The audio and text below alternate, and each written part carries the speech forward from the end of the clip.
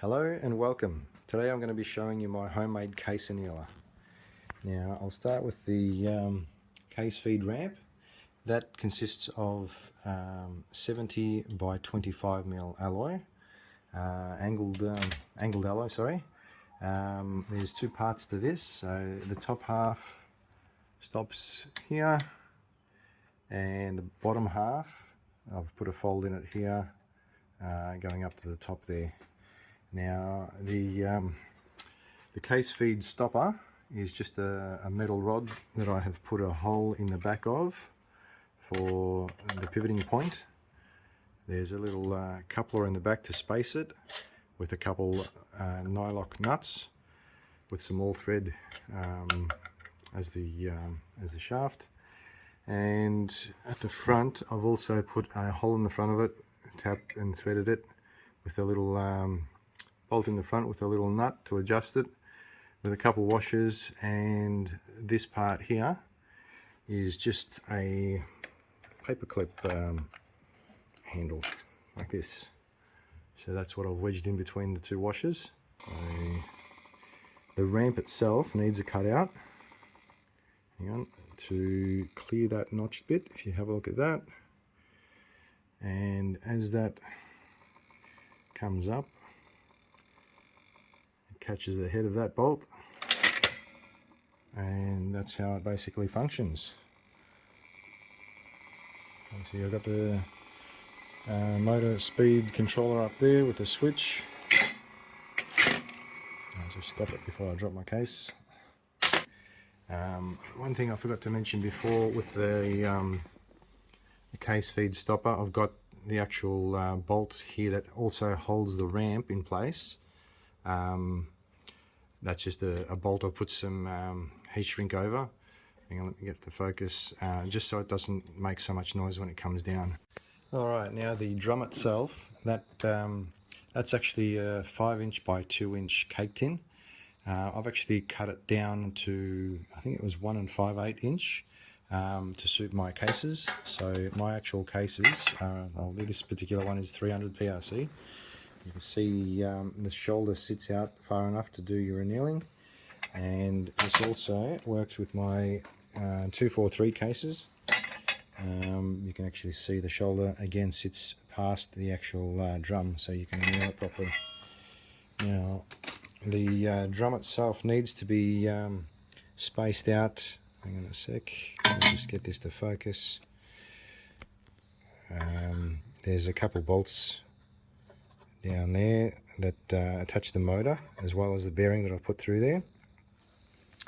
Now, depending on how much space you've got there, you've got to match the ramp to suit the drum. The other thing is I've got this, the case stopper holds it in place there. That's just a U-bolt, but that placement of this is important because you need, hang on a sec, you need to make sure that when that notched bit comes past, it clears it, otherwise it won't work. So that's very important there. Alright, now what I'll do, I'll take the back of it off and I'll show you the internals, and we'll go from there. Alright, now this is the back of the unit. So I've got the input jack here. I've got the switch up the top with the speed controller dial there, the cutout for the actual display. I've added a fuse here. Now the motor itself, I'll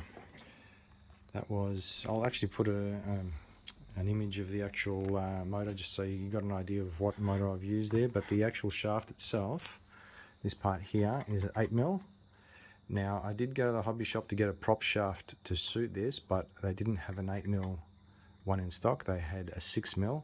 So what I done, I actually opened up this hole to suit the 8mm shaft. The other thing I did, because I've fit a bearing here, this shoulder on the prop shaft would interfere with the actual outer edge of the bearing, so I machined this down to clear this part. Now there's a couple couplers there. The front ones are cut to size to suit the actual spacing. and I think it was a 3/16 UNC all thread I used to go through the actual the unit. And at the back of it you can probably see there's just a nut there and the bearing.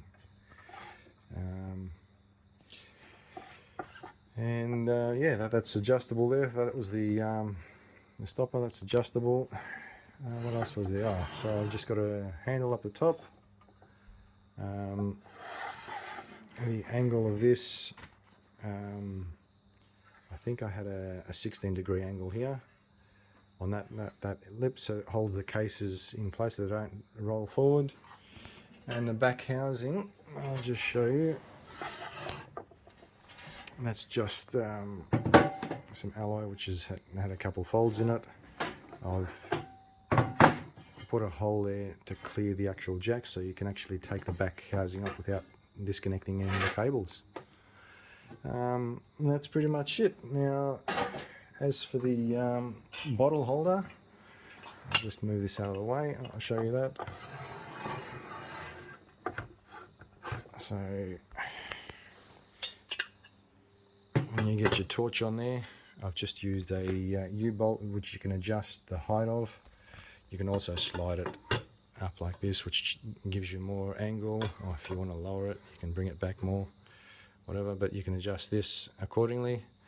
And that's what I've used. Now, if this has been helpful to you, please share it, like, subscribe, and yeah, I'll attach some of the photos of what parts I've used, and if there's any questions, just mention in the comments and I'll help you out.